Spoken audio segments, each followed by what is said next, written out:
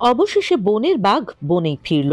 সোমবার সকালে কুলতলির মইপিঠের বৈকুণ্ঠপুর গ্রাম পঞ্চায়েতের শ্রীকান্তপল্লী ও কিশোরীমোহনপুর এলাকায় জঙ্গল লাগোয়া গ্রামে বাঘের পায়ের টাটকা ছাপ দেখে খোঁজ শুরু করেন গ্রামবাসীরা।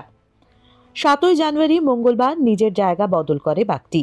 অবশেষে বুধবার সকালে মাকড়ি নদীর পাড়ে তার পায়ের টাটকা ছাপ দেখে বনকর্মীদের দাবি বনেই ফিরে গেছে দক্ষিণ রায়। হাঁপ ছেড়ে বাঁচলেন কুলতলির বাসিন্দারা।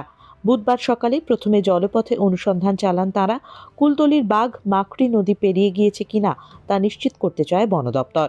বাঘ যদি নদী পেরিয়ে যায় তবে তার পায়ের ছাপও পাওয়া যাবে বলে আশাবাদী ছিলেন বন দপ্তরের কর্মীরা। অবশেষে বাঘের ছাপ দেখতে পান তারা। ডাউনলোড করুন এই সময় অ্যাপ iOS ও অ্যান্ড্রয়েডের জন্য।